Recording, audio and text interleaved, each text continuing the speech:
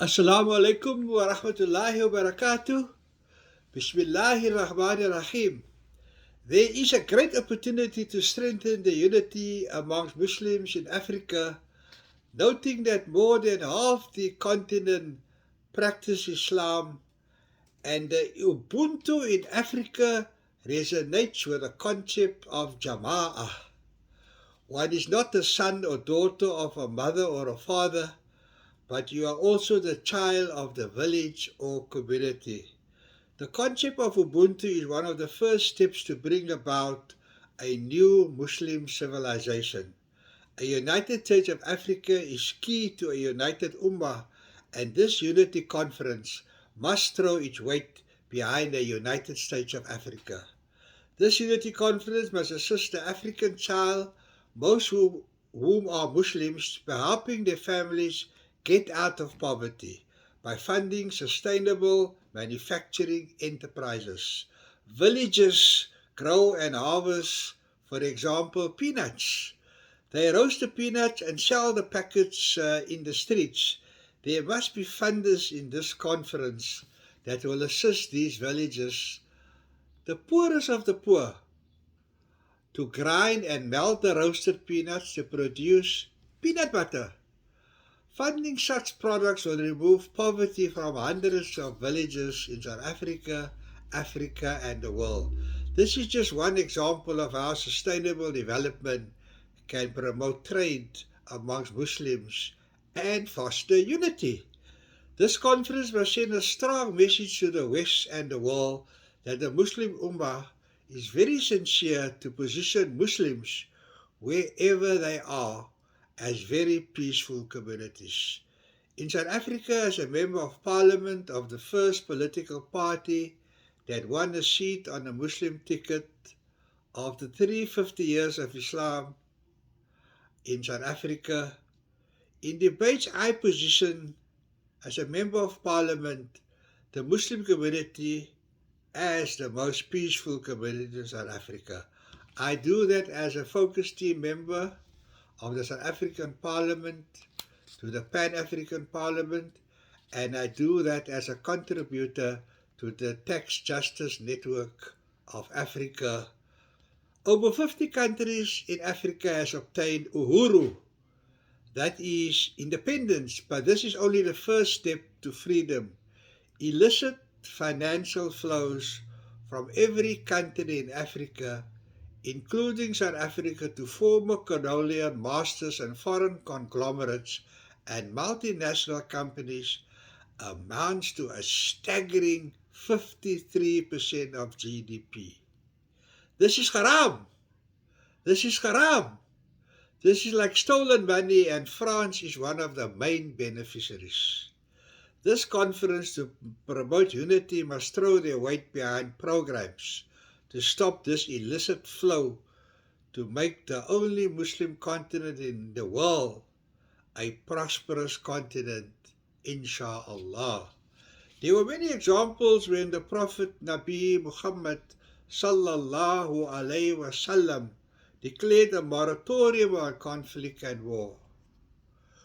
We need to do the same, especially in Africa, and we need to persuade our Muslim brothers and sisters to stop aggression, no matter whatever justification there is. There has to be peace. When you see a Muslim, you must see peace. Soon there will be no tariffs at borders between African countries to promote intercontinental trade, but this will be at a cost. The first 7 years there will be hardship, but relief and prosperity will follow at least for the next 7 years, and there are examples of the Quran of this. The host and other countries participating in this conference must assist Africa to soften the blow during the 7 years of hardship. This will soften the hearts of many communities and reduce Islamophobia, and it will develop a warm love for Islam. This virtual conference wants a unity outcome, and the creation of a new Muslim civilization. In the next 3 decades, we desire to see a rapid growth in the spread of Islam all over the world.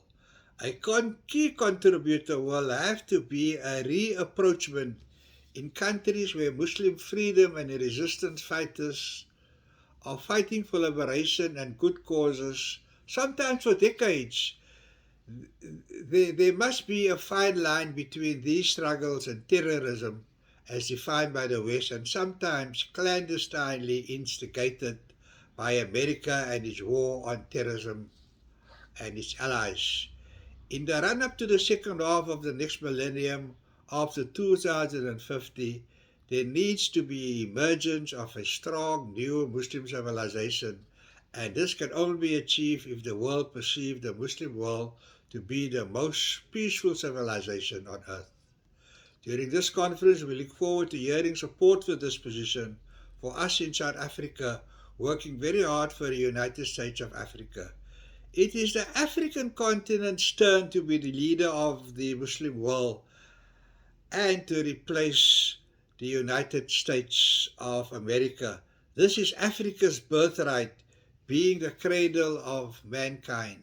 Nabi Muhammad sallallahu alayhi wasallam not only went to seek refuge in an African country, Abyssinia, in his time, but he must have made dua that Africa, with the passage of time, will as a continent be leader of the world and humanity. The time is now for this to happen. Every country where there are Muslims must do its best to remove poverty from Africa, make massive investments and give substantial grants to Muslim communities in Africa, and support trade amongst African Muslim communities. It was the wisdom of Islam to coin the slogan, Muslims buy and sell from one another. This will take you out of poverty. This will take Muslim families out of poverty. This will take the poorest of the poor out of poverty. The second unifying factor is to support Africa to silence the guns, a call that is made each month in September by the African Union to remove small weapons like guns from communities and destroy it. To support this, monitoring by the most sophisticated drones will help not only with identification of non-compliant communities and families in these communities, but with education. This will help achieve Africa's greatest ambition. I will confine my nasiha to this conference and conclude to just trading and removing small arms, understanding there may be better priorities, but other beloved brothers and sisters who are delegates to this virtual conference must put this before this conference. Having said this, the silver bullet is the emergence of a narrative that the Muslim Ummah is the most peaceful community on this planet. This must be worked at, and the conference must conclude with revolutions to achieve this. Assalamu alaikum wa rahmatullahi wa barakatuh.